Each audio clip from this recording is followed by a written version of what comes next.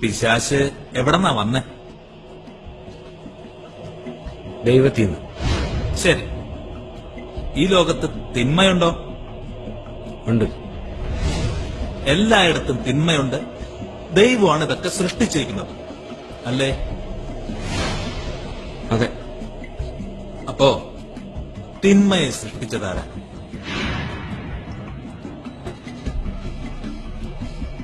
ഈ ലോകത്ത് അസുഖങ്ങൾ, വിദ്വേഷം, അസൂയ ഇതെല്ലാം ഉണ്ട്, ഇല്ലേ?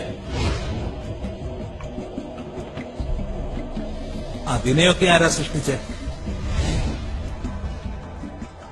ശാസ്ത്രം പറയുന്നു നിങ്ങൾക്ക് 5 ഇന്ദ്രിയങ്ങൾ ഉണ്ടെന്ന്.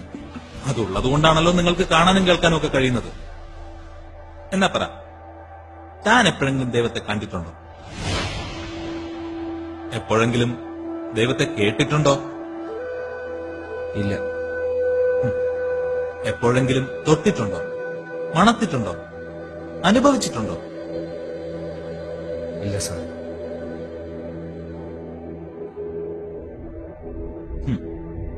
എന്നിട്ടും നീ വിശ്വസിക്കുന്നു? അതെ. Then, according to the empirical, stable, demonstrable protocol, ശാസ്ത്രം പറയുന്നു നിന്റെ ദൈവം എക്സിസ്റ്റ് ചെയ്യുന്നില്ലെന്ന്.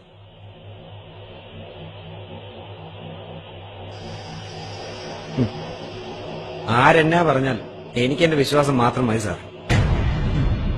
വിശ്വാസം ശാസ്ത്രം നേരിടുന്ന ഏറ്റവും വലിയ പ്രശ്നം.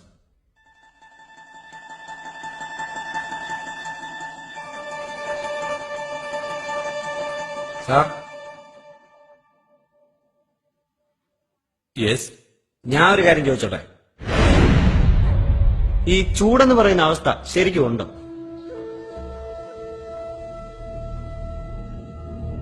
തീർച്ചയായും ഉണ്ട്. അപ്പോ തണുപ്പുണ്ടോ? ഉണ്ട്. എന്നാ ഞാൻ പറയുന്നു ഇല്ലെന്ന്. നമുക്ക് ഒരുപാട് ചൂടുണ്ടാക്കും.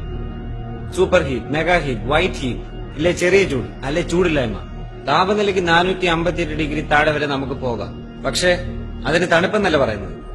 തണുപ്പെന്ന വാക്ക് ചൂടില്ലായ്മയെ കാണിക്കാൻ വേണ്ടി മാത്രം ഉപയോഗിക്കുന്നതാണ്. തണുപ്പ് ചൂടിനെതിരല്ല, അത് ചൂടില്ലായ്മയാണ്. ശരി, അന്ധകാരം എന്നൊരവസ്ഥയുണ്ടോ? ഉണ്ട്. സാറിന് വീണ്ടും തെറ്റുപറ്റിയിരിക്കുന്നു. അന്ധകാരം എന്തിന്റെയോ ഇല്ലായ്മയാണ് സൂചിപ്പിക്കുന്നത്. പ്രകാശം പലതരത്തിലുണ്ട്. ചെറിയ പ്രകാശം, മങ്ങിയ പ്രകാശം, സാധാരണ പ്രകാശം, കടുത്ത പ്രകാശം, മിന്നി പറയുന്ന പ്രകാശം, അങ്ങനെ പല തരത്തിൽ. പക്ഷെ സ്ഥിരമായ പ്രകാശമില്ലെങ്കിൽ അതൊന്നുമില്ലായ്മയാണ്.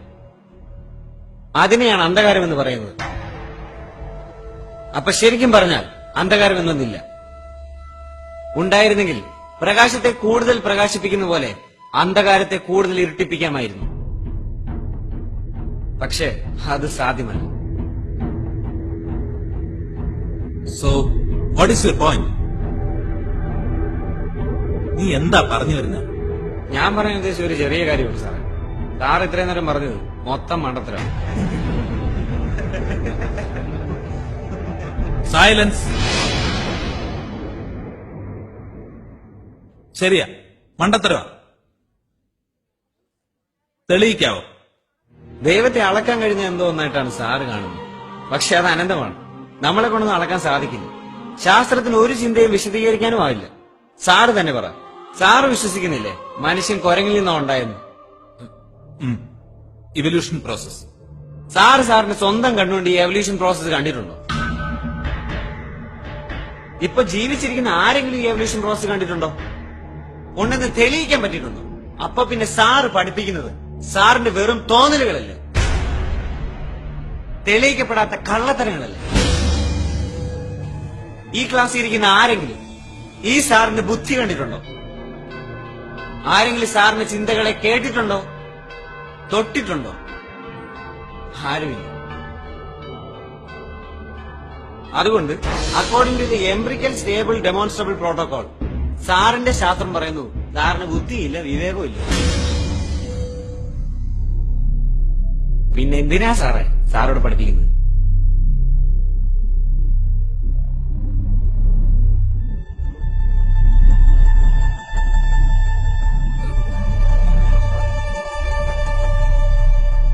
ഇതൊക്കെ നമ്മളൊരു വിശ്വാസത്തിന്റെ പുറത്ത് കാണണ്ടേ? അതാണ് സാർ വിശ്വാസം. അത്രയുമേ ഞാനും പറഞ്ഞു. സാറിന് തലച്ചോറുണ്ട് വിശ്വസിക്കുന്നതുകൊണ്ടാണ് ഞങ്ങൾ ഇത്രയും പേര് ഇവിടെ ഇരിക്കുന്നത്. അതുപോലെ തന്നെ ദൈവവും ദൈവവിശ്വാസവും. ദൈവത്തെ മനുഷ്യനെ ഒന്നിപ്പിക്കുന്ന ഏക ഘടകം വിശ്വാസം, ഫെയ്ത്ത്. ഞാനും ഇവരും ഞങ്ങളുടെ മാതാപിതാക്കളും എല്ലാം ജീവിക്കുന്നതിനുള്ള ഏക കാരണം മുകളിൽ ആരോ ഉണ്ടെന്നും എപ്പോഴും കൂടെ കാണുമെന്നുള്ള ഉറപ്പ്. സ്നേഹം അങ്ങോട്ട് മാത്രം നൽകാൻ പറഞ്ഞവർ സാറിന് ഇങ്ങനെ ചിന്തിക്കാനുള്ള കഴിവ് തന്നാണ് ഈശ്വരൻ. അതുകൊണ്ട് ഞാൻ 5 മിനിറ്റ് ലേറ്റ് ആണെന്ന് പറഞ്ഞു പുള്ളിക്കാരനെ ഇല്ലാതാക്കല്ലേ സാർ.